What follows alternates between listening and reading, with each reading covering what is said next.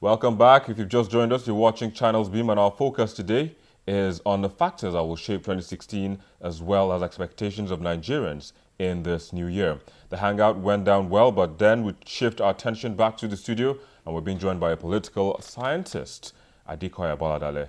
Thanks for coming to the program. It's a pleasure to be here, Victor. What do you make of this year? What are you seeing? What are your projections? What factors do you think will stand out and shape Nigeria in the year 2016?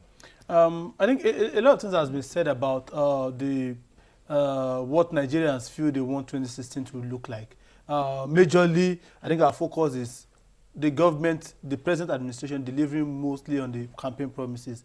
And one of such is the issue of corruption. I think it's important that we do away with, we all believe that at this time around, we do away with a lot of media prosecution, a lot of show-off, anti-corruption campaign. What Nigeria wants to see now, presently 2016, is a change from the norms. The last administration had a lot of this guy is going to be is being prosecuted, this guy is being charged to court, this and that. But this time Nigeria wants to see people who have been indicted in financial misappropriation tried, not just tried, sent, given judgment on, and if they are found guilty, they should be sent to jail.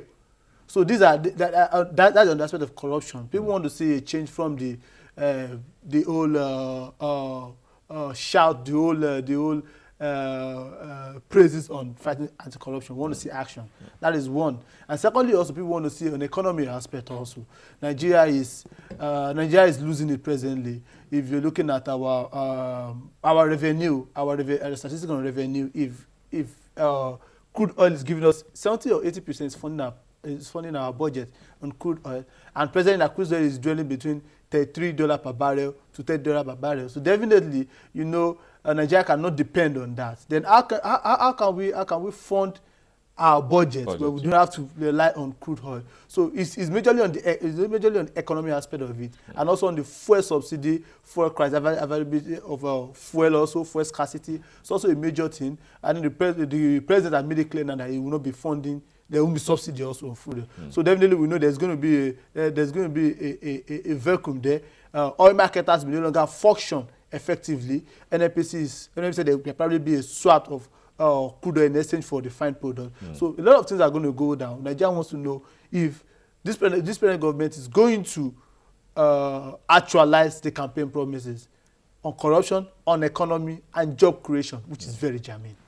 So, I mean, yeah, these expectations are genuine. I mean, because, like you said, they made these promises during their campaign prior to being elected.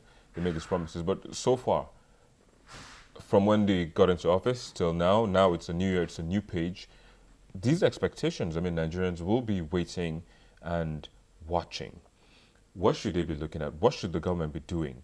Because, like you made mention, corruption, economy, and then you said job creation. Already the government has said it's going to employ 500,000 teachers, about 10,000 policemen. I think that's a step in the right direction. What else do you think, or what other sector do you think the government should be looking at in terms of creating more jobs for the teeming unemployed in Nigeria? Yeah, I think one of the most key areas, I think we should give it to the last administration on that, is developing the SMEs. Because that's an integral part of any economy, especially for developing countries like ours.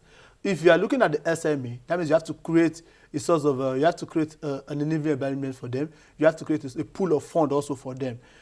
This government has not, from the 2016 budget, there is no provision, there's no express provision like the last administration had for the UWIN and the rest to encourage SMEs. Fine, we've had the CBN, we have the CBN intervention fund that talks about graduate coming out in exchange for. Fine, these things happens, but there is no clear definition of the process on how to get these funds. Maybe CBN will still come out with the template of how it intends to operate. But you also have the Bank of Industry. They also have, well, of course, I have worked in the consulting firm that is in the financing loans for informal sectors, and I know how rigorous getting funds from the BOI is. It takes not less than 6 months, sometimes a year, sometimes 2 years. Not just so a lot of these. Some would beg to disagree. No, of course, I agree. But a lot of paperwork has to go in and the rest. So for SME that really people don't want to go to the whole process. So that's why I feel okay. The CBN is coming out with the certificate in exchange for a loan and this. That's a very fantastic idea. But that depends on the operation. If the operation is good, if the whole bureaucracy is going to be limited than what we have with the BOI, I think it's really good. I think it's a good initiative. That's on the part of the SMEs. But just in wrapping up, what do you expect personally now as a Nigerian? What are your expectations? Just in wrapping up this conversation. Yeah, to me, I think a lot of things will shape to an system for me. I want to see a steady supply of electricity. It doesn't have to be perfect, but at least let's have 16, let's have 15 hours per day. I want to see the end, or probably nearly an end to the bomb blast in the northeast of Nigeria. It is really important, and I also want to see job created, because it is on this pinnacle that this administration came into power, and it's really important that when unemployment is high, the rate of unemployment is high in the country, that country is heading towards collapse, and especially for Nigeria that has an age gap of 15, the majority is between 15 to 30 years in majority. So definitely, if that class of individuals are not really employed, definitely the country is sitting on the keg of gunpowder. Oh, wow. Well, we have to leave it here, sitting on the keg of gunpowder. I hope it doesn't explode anytime soon. But, in fact, I hope it doesn't even explode anytime at all.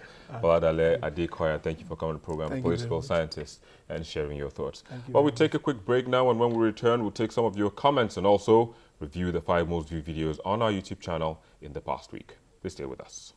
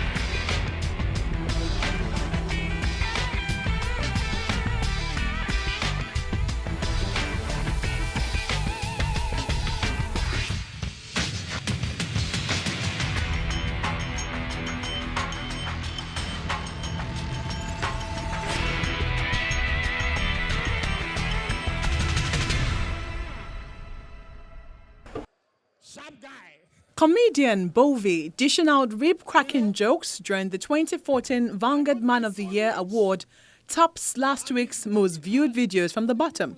It takes the 5th spot. Sometimes I dey wish make God just scatter everything, take everybody destiny from them, come scatter them for ground, say make we start again. Dangote go dey find in destiny, no say I don't match am. I don't match am for ground like this. In 4th is former Minister of Aviation Femi Fani-Kayode saying former President Goodluck Jonathan purchased arms for the Nigerian Army before the end of his tenure on May 29, 2015. Well, let's start with the untruths, if you like, or the lies. The President and our government came out and said a few days ago that no arms were bought by the previous administration. This is a lie. It's not true. And if no arms were bought, I wonder how the previous government could have recovered 22 local government areas in the space of a few months. So clearly arms were bought and arms were used. So the idea that no arms were bought is a lie. That's the first untruth. We are confident. In 3rd place is President Muhammadu Buhari submitting the 2016 Appropriation Act to a joint session of the National Assembly. This show, put up by the former Minister of Niger Delta Affairs, Dr. Godsday Orubebe, during the collation of votes after the presidential election in 2015, takes the second spot. We went to him quietly because he has compromised. He refused to take it. Yesterday, the guy had to send his people to return our protest to us. The guy had to return our protest. Please leave me. Please don't come near me. But if you need peace in this country, don't come near me. The guy is sabalistic. The guy is partial. We will not take it. We will not take it. Let us start, Mr. President. And topping the chart is the first media chat of Nigeria's President Muhammadu Buhari after over 6 months since he was sworn in as president. Well, there you go. Those were your comments as well as the videos that you watched the most on our YouTube channel in the past week.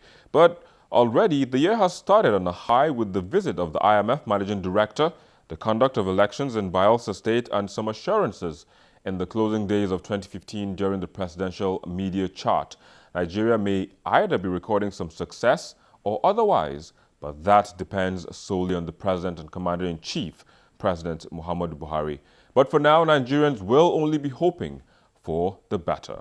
We'll wrap up on this note, but surely continue on the social media addresses showing on your screen. Thank you for watching. I am Victor Matthias.